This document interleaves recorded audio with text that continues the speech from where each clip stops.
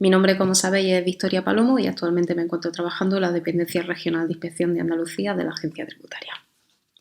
El pasado sábado, 10 de julio, se ha publicado en el Boletín Oficial del Estado esta Ley Antifraude, que como veis su título, su rúbrica es Ley 11/2021 de medidas de prevención y lucha contra el fraude fiscal.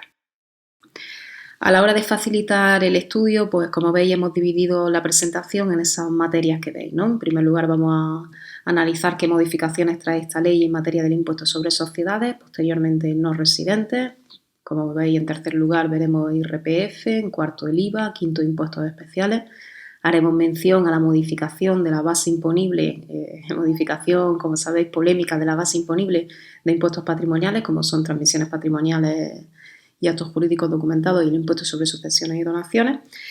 Haré una última reseña de otras modificaciones que se contienen en la ley y finalmente analizaremos como otro bloque de gran importancia pues las modificaciones que esta ley antifraude efectúa en la Ley General Tributaria. Destacaros en cuanto a la ley en sí, pues bueno, que como digo se publicó el día 10 de julio, que fue el pasado sábado, y que esta ley antifraude pues contiene su entrada en vigor, o ya os avanzo que se ha producido al día siguiente de su publicación, es decir, el 11 de julio, sin perjuicio de que vayamos viendo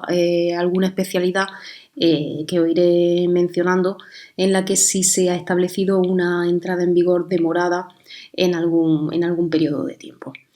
En cuanto a la finalidad de esta norma, pues bueno, en primer lugar destacar que se efectúa la transposición de la directiva de la Unión Europea, en concreto del Consejo 2016-1164, de fecha de 12 de julio de 2016, que a su vez se conoce como la Directiva Antielusión Fiscal, directiva ATAD, porque bueno,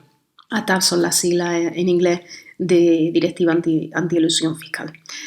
En cuanto a esta directiva, es verdad que la directiva ATAD aborda diferentes ámbitos, por ejemplo, pues bueno, el establecimiento de una norma general antiabuso, un nuevo régimen de transparencia fiscal internacional, el tratamiento de las denominadas asimetrías híbridas, que creo que en alguna ocasión anterior en los cursos de asesoría fiscal os he explicado, la limitación de la deducibilidad de intereses y finalmente también aborda esta directiva la regulación de la llamada imposición de salida. Pues bien, es importante que os quedéis con la idea de que esta ley antifraude únicamente realiza la transposición al ordenamiento interno de dos aspectos de esta directiva, que son el nuevo régimen de transparencia fiscal internacional y la regulación de la llamada imposición de salida o exit tax. Y por otro lado, en cuanto a la otra finalidad, pues como siempre, ¿no? Como nuestras leyes de medidas de prevención de lucha y de fraude fiscal, pues se llevan a cabo la implantación de una serie de medidas que tienen, bueno, pues por finalidad desde una perspectiva de prevención y posteriormente de una perspectiva de represión o de lucha contra el fraude que ya se ha cometido. Bueno, pues vamos a ir analizando en primer lugar, como ya os decía, las modificaciones que se han producido en materia del impuesto sobre sociedades. Aquí la novedad fundamental se produce como consecuencia de la transposición de la directiva ATAD, que ya os he comentado con anterioridad.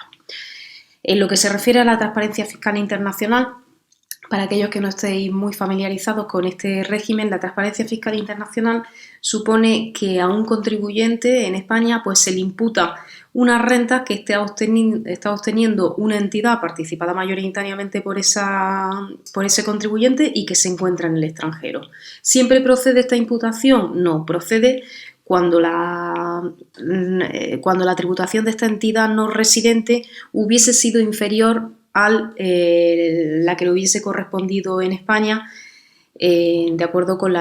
hubiese sido inferior en un 75% a la que le hubiese correspondido en España de haber obtenido esa renta en nuestro país. Destacaros que el régimen de transparencia fiscal internacional ya se encuentra regulado en nuestra normativa, en concreto, por ejemplo, en el impuesto sobre sociedades, en el artículo 100 de la ley, y en el impuesto sobre la renta de las personas físicas, en el artículo 91. Pero la directiva 2016-1164 introduce algunas novedades que son necesarias incorporar en nuestro derecho. Entre ellas, pues cabe destacar en primer lugar, y como veis ahí en pantalla, el hecho de que esta imputación de renta